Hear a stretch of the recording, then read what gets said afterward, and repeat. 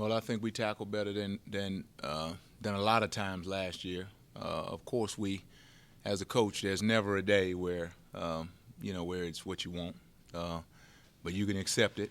And Saturday was one of those days. We definitely at certain points in the game we missed some tackles that, as a coaching staff and even as our players, felt that we're better than that.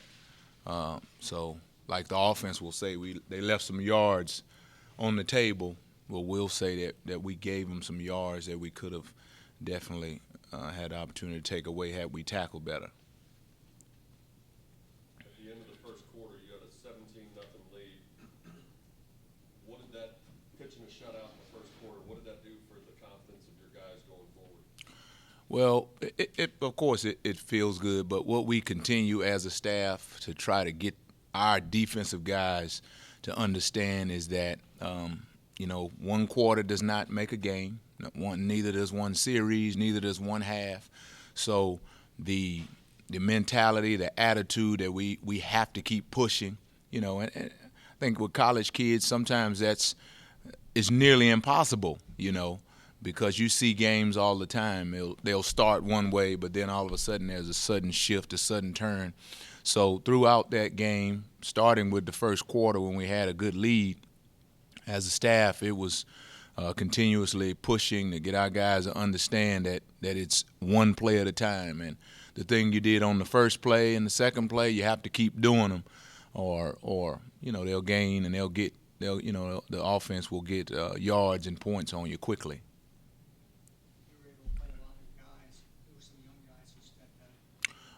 Well, the guys that we talked about and that we thought would play, they ended up playing. Guys like Mikael Onu, Christian Davis, Nick in his new position. So you kind of got to look at him almost as a young guy. Had the opportunity to play KJ and Rodney, and those guys who been on the team but hadn't had the opportunity to play. And that was refreshing because what we saw in camp from them in terms of explosiveness, in terms of ability to be able to get from point A to point B really quickly, having an understanding on most plays of their assignment and making the calls and checks, it showed true to what we had seen in camp. So it was exciting. Now, I've talked about this before, the fact that when you play with younger guys, there are some plays that it looks like a defense that you didn't draw up, But for the most part, we were not victimized by that, which gives us an opportunity to learn from and not have to pay the price. There's a point, toward the end of the game, I got on the headphones and I told the staff, because North Texas had gone down and scored, and I said, well, you got to look at this series in a different way, is that we got all these young guys. You got Blake Carlisle running around out here. You got Onu. He's running around. He says he didn't get the call. Well, that's what freshmen do. But they did it tonight. They did it in this situation because they're going to do it, but they did it in this situation, and we can learn from it and hopefully not be, back in that situation again.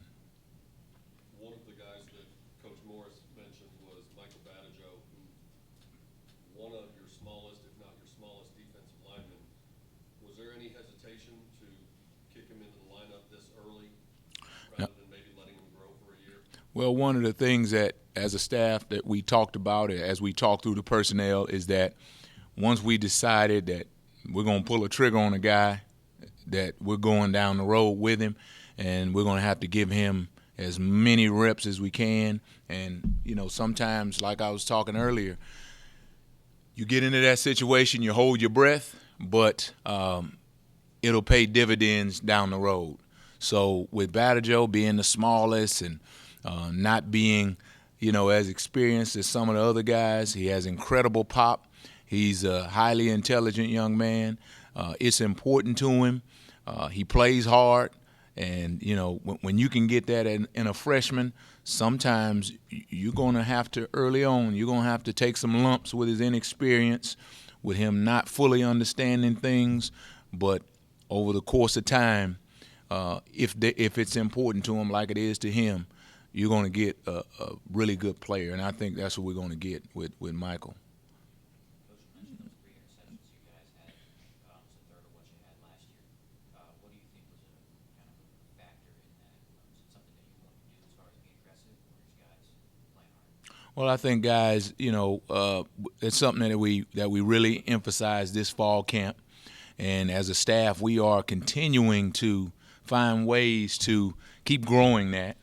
We had a trash can that we took out to practice every day. We call it the turnover trash can. We got it painted up, and the kids really jumped on it and started to have fun with it. Is that if we are able to obtain a turnover, then we put that ball in the trash can. We let the kids put it in that trash can, and they, like I said, they really jumped onto that, and just more trying to emphasize it. Sometimes, as in last year, sometimes you're busy. You're trying to plug holes. You're doing all kinds of different things, and that's not something that you emphasize once it gets rolling and it's not rolling the way you need it to roll. You kind of drop that. You don't emphasize that as much. But as we go on in the fall camp, that's something that as a staff we really committed to, and we talk to our team about it, and they really have bought into it. So I think that's just the effort during the week, during fall camp, is just a payoff. And I think today's young man, today's athlete, when he sees it pay off, then he'll do it more. He'll jump into it even more. So I think that's where we have our kids. We have them tricked. So we're going to keep rolling with the technique. When you face an offense like this, obviously it's impossible to shut them down totally. How do you approach it? Not, do you walk the line between trying to be too conservative, or just go all out thinking, hey? Well, there's a way to do it, and we got to call into the NCAA. We're going to see if we can play with 18 guys, and if they let us do that for at least the first quarter, they won't get a yard. But the other way to do it is to, like you said, is you're measured in your attack. Of course, you can't go all out and be aggressive. They have definitely capable receivers. The quarterback, the offensive line is a good offensive line as you watch them. You have to be measured in your attack. You cannot just sit back on your heels and allow them, any offense for that matter, to dictate. But for me as a play caller, I have to keep our kids safe, but then I also have to be aggressive in that as well. And we did that a little bit in North Texas. There were times when we said that we want to make sure that we are in a position where our guys can keep the ball in front of them and they can tackle the ball. And I think that's kind of what you got to do with Baylor. You see a lot of the stats, but at the end of the day, they come to run the football, and they may spread you out, and they may have some of the fastest people on earth at receiver, but they come to run the football. And time and time again, people make the mistake in thinking that it's a passing operation, but it's a smash mouth run operation that is dynamic in the pass game as well. You only have one game of film from them to start this year, but do you see any visible Jim Grove influences on this offense, or is he simply allowing the staff he inherited to continue running what was already an obviously potent offense? Well, I can't speak to what they do as far as the staff, but as I watch the offense, it's the same offense. Of course, there's different players along the offensive line. They're a little bit different, but the backs, they're the same. The character and the profile of the receivers and the things that they do, it's the same. So our guys will expect what we've seen and what I've seen even at other places as I faced them. It's the same offense. So we're going to prepare in that way, and try to do, like I said, do the best we can to keep our guys in a good position, because you go into these games and there's a lot of emphasis on your opponent. But I think we're still in the place on our defense where if we can play our best game, if we can do the things that we've worked on, that we've talked about, then it doesn't matter who we play. Then we can put ourselves in position, to be able to have success. Because we haven't had that defensive game yet.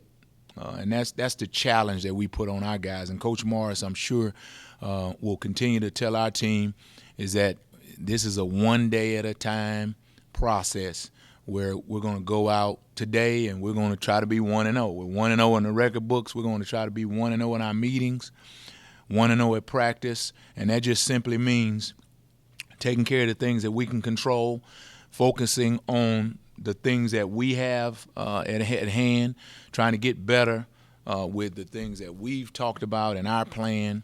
And Saturday, we'll put it all together and see how it shakes out.